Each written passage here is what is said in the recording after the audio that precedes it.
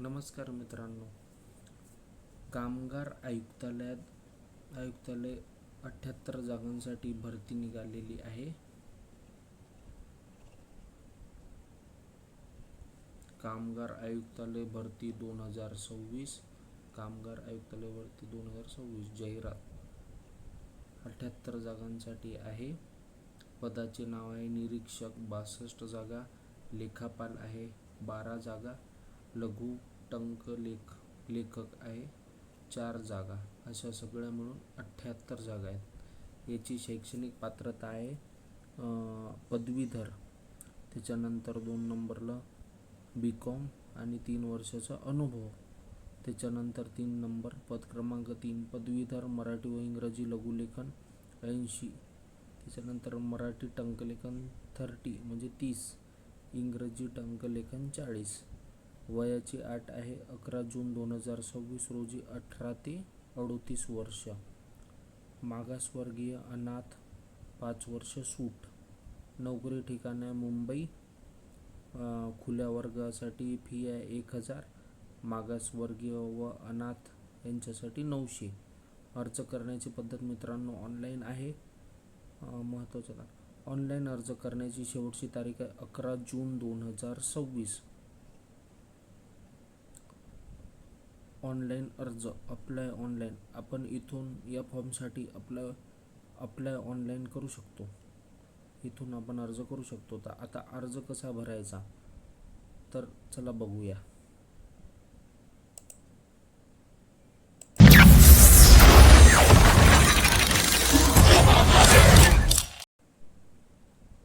मित्रांनो, अप्लाय ऑनलाईनला क्लिक करायचे.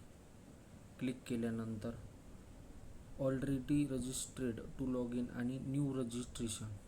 तर आपल्याला न्यू रजिस्ट्रेशनला क्लिक करायचे. न्यू रजिस्ट्रेशनला क्लिक केल्यानंतर आपल्यासमोर अशा प्रकारचे पेज ओपन होईल.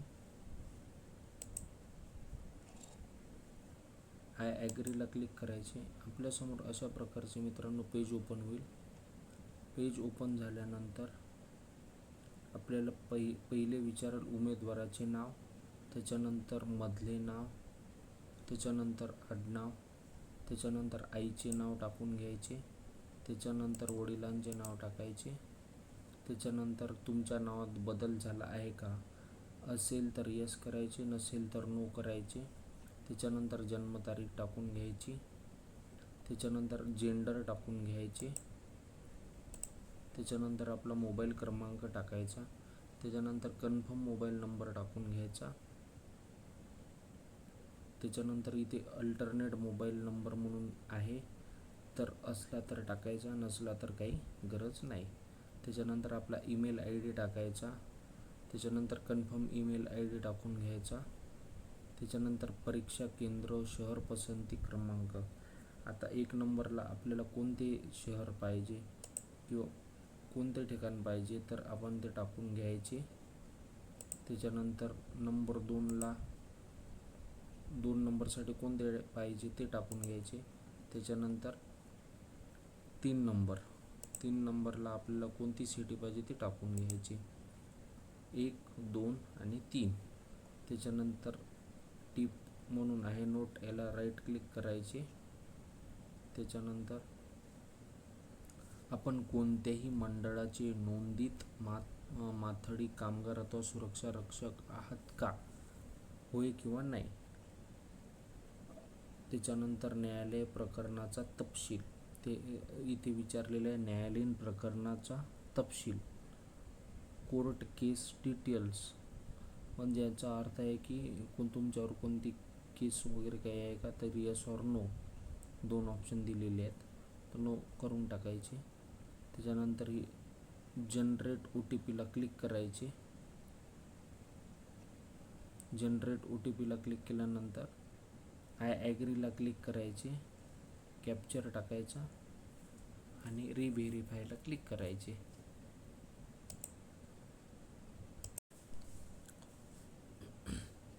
मित्रांनो, रिव्हेरीफायला क्लिक केल्यानंतर आपल्यासमोर अशा प्रकारचे पेज ओपन होईल. तर आपण जी माहिती भरलेली आहे ती पूर्ण इथे दाखवणार आहे. त्याच्यानंतर आपण select the checkbox if the entered value and display correctly, म्हणजे हे सगळं व्यवस्थित आहे याच्यासाठी यांना सगळ्यांना क्लिक करून राईट करून घ्यायचे.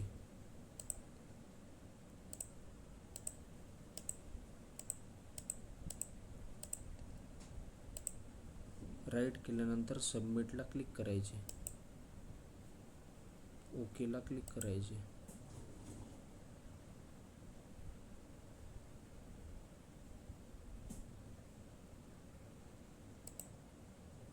ओकेला क्लिक केल्यानंतर आपल्याला रजिस्ट्रेशन नंबर येणार,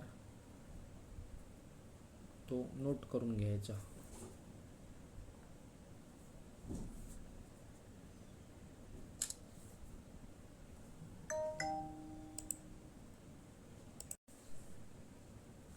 रजिस्ट्रेशन झाल्यानंतर मित्रांनो आपल्यासमोर अशा प्रकारचे पेज ओपन होईल. आपले क्लायंट डिटेल्स, अप्लाय पोस्ट आणि हेल्प डिस्क. तर आपण आता अप्लाय पोस्टला क्लिक करायचे. अप्लाय पोस्टला क्लिक केल्यानंतर युअर सिलेक्शन, इथे 2 ऑप्शन आहेत, क्रिएट आणि रिफ्रेश. तर क्रिएटला क्लिक करायचे.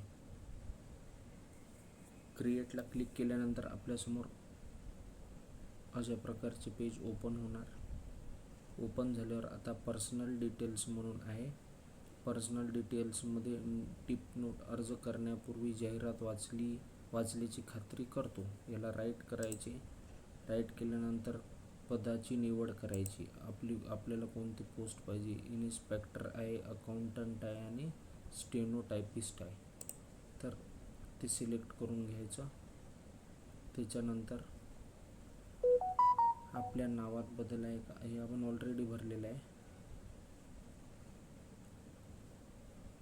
त्याच्यानंतर आपण कोणत्याही मंडळाचे नोंदित माथाडी कामगार अथवा सुरक्षा रक्षक आहात का,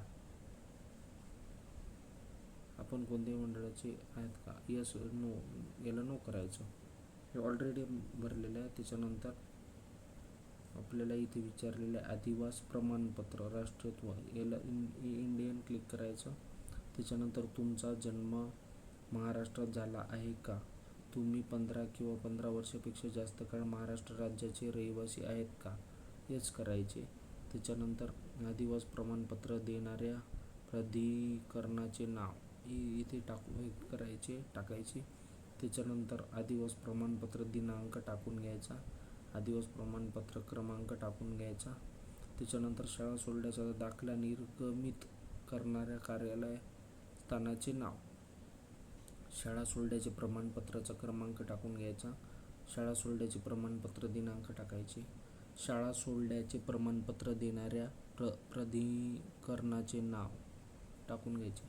त्याच्यानंतर विचारेल जातीचा तपशील, जात प्रवर्ग, आपली जात टाकून घ्यायची. त्याच्यानंतर जात अर्ज करत आहे टाकून घ्यायचे. जात प्रमाणपत्र देणाऱ्या प्राधिकरणाचे नाव इथे टाकून घ्यायचे. जात प्रमाणपत्र निर्गमित केल्याची तारीख टाकून घ्यायची.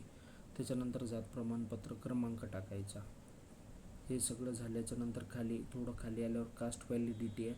आपल्याकडे जात वैधता प्रमाणपत्र आहे का, यस असेल तर यस, नो असेल तर नो. जात वैधता प्रमाणपत्र देणाऱ्या हे टाकलं तर ठीक आहे, नाही टाकलं तरी काही प्रॉब्लेम नाही. त्याच्यानंतर क्रिमिनल नॉन क्रिमिलेअर प्रवर्ग प्रमाणपत्र जारी करणारे सक्षम प्राधिकरण इथे टाकून घ्यायचे. त्याच्यानंतर प्रमाणपत्र जारी केल्याची तारीख टाकून घ्यायची. त्याच्यानंतर नॉन क्रिमिलेअर प्रवर्ग प्रमाणपत्र अनुक्रमांक म्हणजेच नंबर टाकून घ्यायचा. त्याच्यानंतर थोडं खाली यायचं. खाली आल्यावर आपल्याकडे पॅन कार्ड आहे का, यस असेल यस, नो असेल नो. आपल्याकडे ड्रायव्हिंग लायसन आहे का, यस असेल यस, नो असेल नो. आपल्याकडे मतदार ओळखपत्र आहे का, यस असेल यस, नो असेल नो. आपल्याकडे पासपोर्ट फोटो आहे का, यस ऑर नो. तुमच्या बँक खाते आहे का, यस ऑर नो. त्याच्यानंतर हे सगळं भरल्यानंतर माझी ओळख प्रस्थापित करण्यासाठी मी स्वेच्छेने माझ्या ओळखीचा पुरावा सादर करीत आहे, याला राईट करायचे आणि सेव्ह आणि नेक्स्टला क्लिक करायचे. त्याच्यानंतर अशा प्रकारचे पेज ओपन होईल. तुम्ही आत्महत्या केलेल्या शेतकऱ्याचा मुलगी आहात का? यस असेल यस, नो असेल नो. त्याच्यानंतर आपण प्रकल्पग्रस्त आहात का? यस असेल यस, नो असेल नो. तुम्ही भूकंपग्रस्त आहात का? कुटुंबातील कोणत्याही सदस्याचा भूकंपामध्ये मृत्यू झाला आहे का? किंवा भूकंपामुळे कोसळलेले घर शासनाने पुनर्निर्माण केले आहे का? यस असेल यस, नो असेल नो. अंशकालीन कर्मचारी तपशील. आपण पदवीधारक अंशकालीन उमेदवार आहात का? यस असेल यस, नो असेल नो. माजी सैनिक तपशील. आपण माजी सैनिक आहात का? यस असेल यस, नो असेल नो. शासनाच्या ठरावानुसार तुम्ही गुणवान खेळाडू आहात का? यस असेल यस, नो असेल नो. आपण PWD म्हणजे किमान 40% दिव्यांग नसलेले बेंचमार्क दिव्यांग व्यक्ती आहात का? यस असेल यस, नो असेल नो. तुम्हाला स्वतंत्र सैनिक नामांकित केले आहे का? स्वातंत्र्य सैनिक नामांकित केले आहे का? यस असेल यस, नो असेल नो. तुम्हाला अनाथ श्रेणी अंतर्गत अर्ज करायचा आहे का? यस असेल यस, नो असेल नो. आपणास यापूर्वी कोणत्या परीक्षेसाठी प्रतिबंधित केले आहे का? Yes or no. तुमच्या विरुद्ध कधी FIR किंवा फौजदारी खटला नोंदवला आहे का? Yes or no. तुम्हाला कधी कोणत्या गुन्हेगारी प्रकरणात अटक ताब्यात घेतले आहे का? यस असेल यस, नो असेल नो. अशा प्रकारे यस ऑर नो करायचे आणि सेव्ह अँड नेक्स्टला क्लिक करायचे. मित्रांनो, पूर्ण वाचून यस ऑर नोला टिक करायचे, त्याच्यानंतर सेव्ह अँड नेक्स्टला क्लिक करायचे. मित्रांनो, सेव्ह अँड नेक्स्टला क्लिक केल्यानंतर आपल्यासमोर अशा प्रकारचे पेज ओपन होईल. पत्रव्यवहाराचा पत्ता. इथे आपल्याला आपला ॲड्रेस टाकून घ्यायचा आहे. त्याच्यानंतर ॲड्रेस नंतर आपल्याला आपला कंट्री देश आपला कंट्री टाकून घ्यायची आहे. त्याच्यानंतर राज्य टाकून घ्यायचे आहे. त्याच्यानंतर जिल्हा निवडून घ्यायचा आहे. त्याच्यानंतर आपल्याला आपला पिनकोड टाकायचा आहे. कायमचा पत्ता पत्रव्यवहार पत्त्यासारखाच आहे काय, म्हणजे याच्यावर पत्रव्यवहार होईल.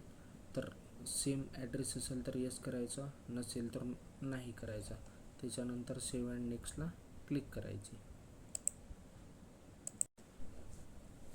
मित्रांनो, त्याच्यानंतर नेक्स्ट अँड सेव्हला क्लिक केल्यानंतर आपल्यासमोर अशा प्रकारचे पेज ओपन होईल. सुरुवातीला विचारते तुम्हाला मराठी भाषेचे ज्ञान आहे का?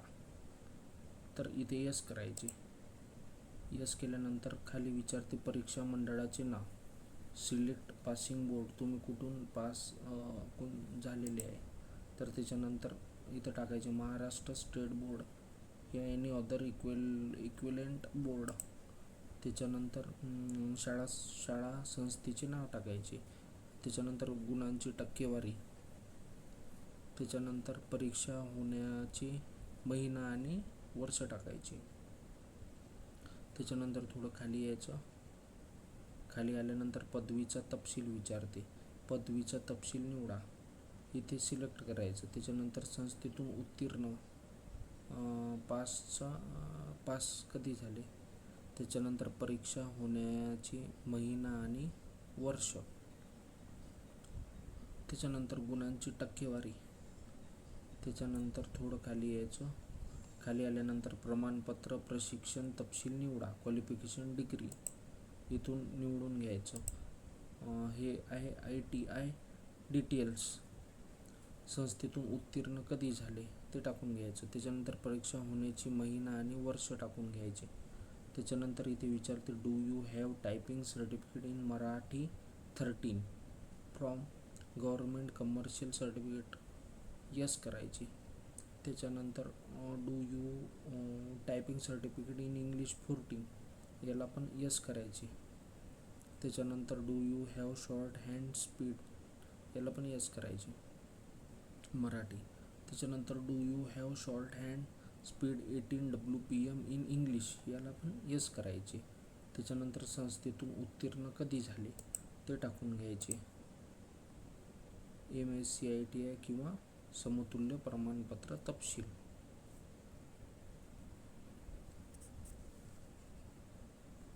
नंतर परीक्षा होण्याचा महिना आणि वर्ष.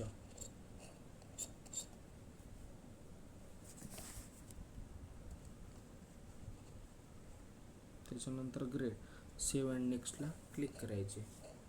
त्याच्यानंतर मित्रांनो आपल्याला डॉक्युमेंट अपलोड करावं लागणार आहेत. डॉक्युमेंट अपलोड करायचे आणि पेमेंटला क्लिक करायचं आणि पेमेंट करायचं. अशा प्रकारे आपण हा फॉर्म भरू शकतो. पूर्ण डिटेल्समध्ये सांगितले.